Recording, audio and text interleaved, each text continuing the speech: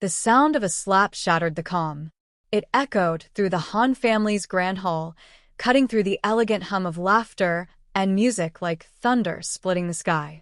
Elara Kim stood in the center of it all, her palms stinging, her heart pounding, and her ex-fiancé's shocked face turning crimson before her eyes. "You should have stayed gone," she said quietly, voice shaking, not with fear, but fury. The air was thick, charged with disbelief. Around them, the Han family froze, his parents, his siblings. Even the servants dared not breathe. It wasn't supposed to be like this. The New Year's celebration was meant to be peaceful, private, just family.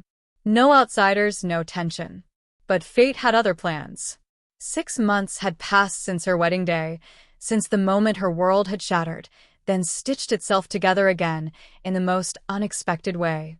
And yet here he was, the man who had left her at the altar, the one who had run off with his childhood sweetheart, now standing in her home, throwing accusations like daggers. "Still acting like a victim?" he sneered, recovering his arrogance. "You think marrying my brother makes you untouchable?" Her blood went cold. So he knew. Finally. But before she could answer, his so-called first love, the woman who'd started it all, smirked and stepped closer. "You always did like pretending to be the innocent one." Elara's jaw clenched. She didn't move, didn't give her the satisfaction of seeing her flinch. And then it happened in a blur. The girl lunged, shoving her hard toward the terrace railing. Elara gasped, twisting to steady herself, and in that same second, the girl's heel slipped. A scream, a splash, silence. The entire family froze as she fell into the icy pool below. She pushed her. Her ex shouted immediately, lunging toward Elara with rage twisting his face. "She tried to kill her." "I didn't." But before Elara could finish, his hand shot out, gripping her wrist. He was shaking, furious, irrational. His fingers dug into her skin, pain blooming where he held her. And then a voice, low and lethal, cut through the chaos. "Let go of my wife." Every head turned. Cairo Han stood in the doorway, his presence a storm waiting to break. He wasn't shouting, but his tone carried enough danger to still the room. His suit was half undone from travel, his hair slightly disheveled, but his eyes, those dark, commanding eyes, were locked on Elara. The grip on her wrist tightened. Cairo moved. Fast. One moment he was across the room, the next he had her ex pinned against the wall, a fist buried in his collar. "You dare touch her again, and I'll forget your family," he hissed. The family rushed forward, shouting his name, but Cairo didn't hear them. His entire focus was on Elara, his wife, trembling, her pulse racing, her eyes wide. And in that instant, the chaos, the fear, the noise, all faded. Only she existed. He released his brother with a final shove, his expression tight with fury and concern. "Elara," he said softly, voice shifting to something tender. "Are you hurt?" She shook her head, still breathless. Then the doctor came running, someone shouted about checking the CCTV, and the matriarch demanded calm. But Elara barely heard any of it, because the doctor's next words changed everything. "She's pregnant." Time stopped. Her ex's jaw dropped. Cairo froze. The family gasped in unison. Elara's hand drifted to her stomach, tears springing to her eyes as a dozen emotions collided inside her: shock, fear, and an overwhelming rush of love. Cairo turned to her, his expression softening instantly. And in that moment, he looked at her the way he always did when they were alone, like she was the only thing anchoring him to this world. She saw it all in his eyes, the same quiet fire she had first seen 6 months ago, when he'd stepped forward and taken her hand at the altar, saving her from humiliation. Flashback. 6 months ago. She'd been standing there in silence as whispers swarmed around her. Her fiancé had vanished, left her for another woman, abandoned her at the altar. The hall had emptied one by one until only family remained, pity thick in the air. Then Cairo had walked forward. His eyes, unreadable and calm, had met hers. He took her trembling hand, lifted it to his lips, and said to the officiant, "Start the ceremony." She'd thought it was a joke. But he wasn't smiling. That night in his home, after the shock had worn off, he spoke quietly. I want the marriage to be real. I don't want you living under a shadow. But if you don't want this, I won't touch you again after tonight. And yet when his fingers brushed her skin, when his lips found hers, soft at first, then slow, deliberate, something inside her broke and bloomed all at once. The next morning, she woke in his arms. He kissed her forehead, handed her water, and whispered, "Are you hurt?" before disappearing until dinner. That night, wearing silk and trembling, she went to his study. He looked up, startled, every muscle in his body going rigid as his eyes took her in. "Elara, why didn't you come to bed?" she'd ask softly. His voice was rough, low. "Because if I did, I'd want to touch you. And I didn't want to do something you wouldn't like." Her heart had pounded. "And what makes you so sure I wouldn't like it?" The kiss that followed was nothing like the first. It was raw, possessive, devouring. He had carried her to their room and made her his again, and again, until dawn broke and she lay breathless in his arms, knowing that no matter how their story began, her heart was no longer her own. Back to the present. "Pregnant," her ex echoed, voice hollow with disbelief. "That's not possible." Cairo's head snapped up. "Don't." The word was sharp, dangerous. "She's my wife," he said, every syllable cold and precise. "And if you ever speak about her again like that, you won't be able to." He pulled Elara gently into his arms, his hand cradling her head, his thumb brushing her cheek. "You're shaking," he murmured, softer now, his lips close to her ear. "I'm okay," she whispered, though her body betrayed her, trembling from adrenaline and emotion. Cairo's jaw tightened. "You don't have to be. You just have to let me hold you." And she did. As the chaos continued around them, accusations, explanations, confusion, Elara stood perfectly still in his embrace. His heart beat steady against her ear. His warmth surrounded her, grounding her. And in that moment, she realized what she hadn't dared to believe before. He didn't just marry her out of duty. He loved her. And this time no one could take that away. The next morning dawned pale and cold over the Han estate. Elara woke to the quiet rhythm of rain against the window. The previous night still replayed in fragments, the accusation, the fall, the sudden announcement that had changed everything. She placed a hand over her stomach. The reality still felt unreal. Pregnant. Her mind whispered the word like a prayer and a question all at once. Cairo had been up for hours. She found him in the garden, still in yesterday's clothes, shoulders tense, staring out over the drenched courtyard. When he turned at the sound of her footsteps, the hardness in his expression softened instantly. "You should be resting," he said quietly. "And let you brood out here alone?" "Not a chance," she answered, wrapping a shawl around her shoulders. He smiled, barely, but it was enough to melt some of the tension between them. They walked in silence for a while before he spoke again. "The CCTV footage cleared you. Everyone saw what really happened. You don't have to defend yourself anymore." Elara exhaled slowly, relief mixed with sadness. "I didn't want her hurt, Cairo. I wanted them both to stop."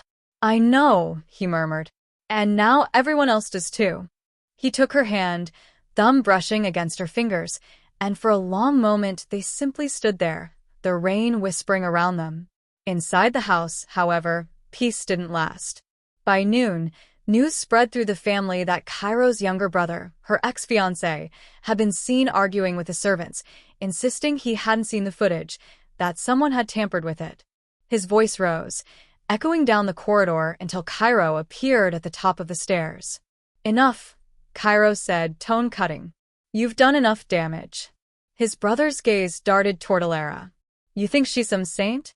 She ruined this family. She gave it back its heart," Cairo interrupted sharply. "You were the one who broke it." The silence that followed was heavier than any shout. Their parents watched from the sitting room doorway, faces drawn but resolute.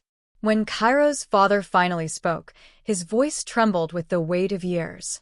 "It's time you both knew the truth," he said. "You were adopted, Jiwoon. We took you in because we thought Cairo would never marry, never give us a family. We were wrong. And we are grateful he proved us wrong. Ji-woon's face drained of color. That's not possible, he whispered, but the certainty in his father's tone left no room for denial. He stumbled back, anger and confusion twisting his features, before storming out of the room. Elara stood frozen, her hand in Cairo's. You knew, she asked softly. He shook his head. No. But it doesn't change anything. Blood or not, he's still part of this family even if he's lost his way. She leaned into him then, resting her head on his chest. You always try to fix everything, she whispered. And you always make me want to, he answered. That night, when the house finally fell quiet, Cairo sat beside her in bed, brushing a strand of hair from her face. You're safe now, he said. That's all that matters. Elara looked at him, the man who had once been a mystery, a shadow at the edge of family dinners, and saw instead the warmth in his eyes, the way his hand lingered protectively over hers. I used to think you married me out of duty, she admitted. He smiled faintly, eyes meeting hers. Duty doesn't make your heart race every time someone says her name. Her breath caught. Then what does? Love, he said simply. From the moment I saw you standing there, trying to hold yourself together while the world watched you fall apart. Tears burned in her eyes. She pressed her forehead against his. Then maybe falling apart was what I needed to find you. Outside, fireworks began to bloom across the night sky, red, gold, violet. The new year officially arrived, lighting the clouds with color. Cairo pulled her close, his voice a whisper against her temple. Happy New Year, Mrs. Han. Elara smiled through the tears. Happy New Year, my storm. It started with a scream. Elara's this time. The night air shattered around her as rough hands grabbed her from behind, dragging her away from the garden path she'd walked every evening since the wedding. Her heart pounded, the scent of cologne, the familiar rasp of his voice. No, it couldn't be. Ji-woon, she gasped, struggling against his grip. Don't fight me, he hissed, desperation in every syllable. You shouldn't be here, Elara. You were supposed to be mine. He stole you from me. Her pulse roared in her ears. You let me go, Ji-woon. You broke me, remember? He tightened his hold, panic flashing in his eyes. You don't understand. I made a mistake, but I can fix this. I'll take you away from him, far away. We can start again. A cold, deadly voice cut through the darkness. Touch her again, Cairo said, stepping into the moonlight, and you'll never see daylight again.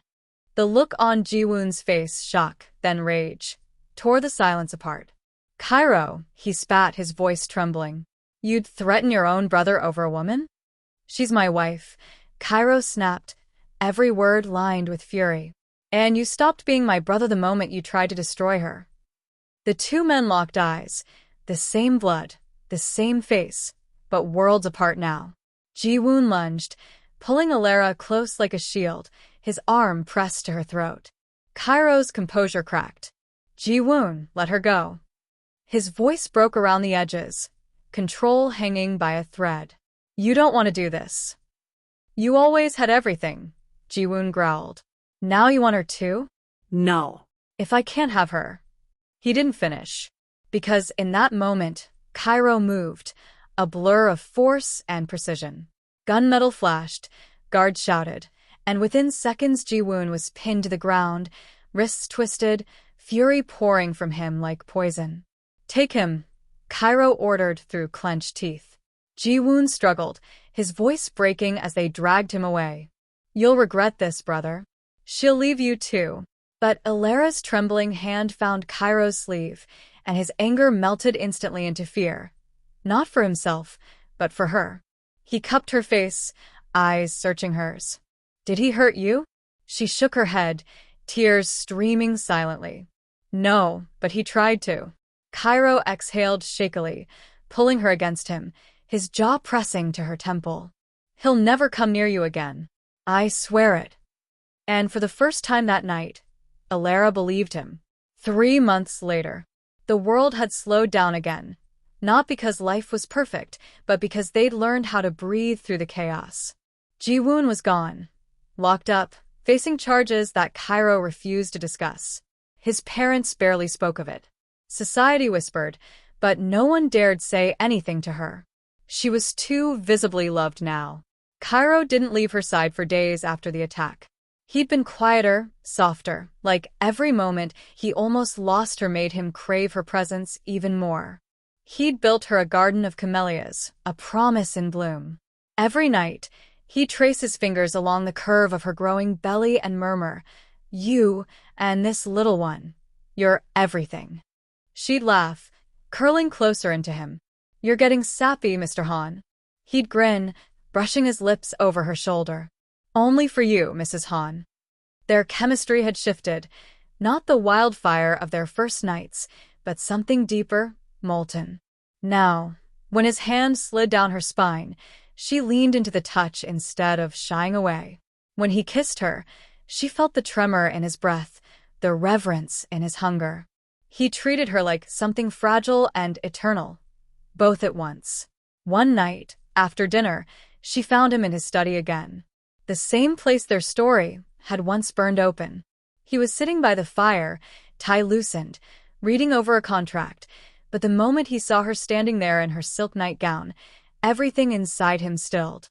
"Elara," his voice rough and low. She stepped closer, her eyes holding his. "Why didn't you come to bed?" He swallowed hard, jaw flexing. "Because if I did, I wouldn't have stopped touching you.